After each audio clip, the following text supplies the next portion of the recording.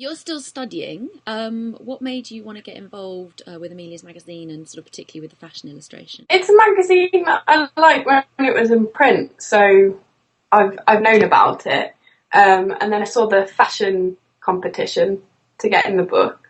And I've just been trying to do as much kind of like professional practice this summer as possible because just the end of uni's looming, and like if I want this for a career, then I've got to work really hard. I thought if I get like a heads up on it, then it'll be better for me. Which university are you at again? The Arts University College at Bournemouth. What would you recommend to other illustrators if they were also sort of still at college and thinking, oh, how am I going to get myself out there? What would you recommend they do? Anybody trying to get into the creative industry just needs to kind of like get more kind of exposure. They need to have a website. They need to start entering competitions. Just trying to do as much as they can before they graduate, really. I think it's really important. Is this common amongst the people you're at college with? Are they all sort of doing similar things? A few. They do kind of push us at uni to get involved in these kind of things. And we're also kind of like marked on this as well. So we kind of have to show that we can apply ourselves to kind of like the industry and get our work out there. If you're proactive, then it means that you'll get better marks at college as well.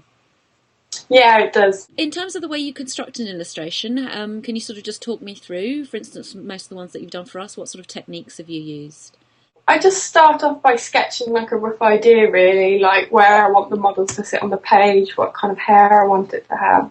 But firstly, it comes from the clothes, looking at the clothes and like how that would kind of suit what I do with it, really, like the colour choice. But generally, I start off drawing. I scan it in, I print it out, I kind of tweak it a bit on Photoshop, and then I'll probably, I paint like a different layer, and I use quite thick kind of tracing paper, so each layer is separate, so when I scan them in, they just form one big image. So they're made up of separate layers of tracing paper, a lot of your images, with separate layers of paint on them. Cool. Yeah. Why do you think illustration can be really important in depicting fashion? What can it do that maybe photography can't? I think it sets like a mood and a kind of atmosphere. You can get a lot from illustration you can't get from photography. I think illustrators can see fashion from a different angle. Everybody has a different style. You can get quite beautiful kind of aesthetic, but also quite quirky drawings, which kind of attract you possibly to the garments, which photography can't always do. We need to kind of promote these sustainable materials so we live more green, I suppose. Illustration can help. In terms of representing yourself online and being involved in lots of social networks, how important is that to you, and what sort of things have happened to you as a result of being proactive on the web? Well, this has happened. This is a really good opportunity. I hadn't even looked at Twitter before. Until like a few months ago, and then things just started happening because of that, because it's just so good. I follow a lot of creative people and there's always competitions, things to get involved in.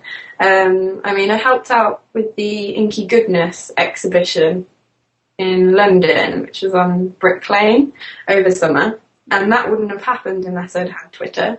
So I've made loads of good connections there. And I've also been involved in a collaboration with Mia Jafari as well. And like, she found me via Twitter, so cool. That was really good. So you'd recommend it to any burgeoning illustrator then? Yeah, it's definitely a must, Twitter. I mean, Facebook's good too, but I think Twitter's the main important one.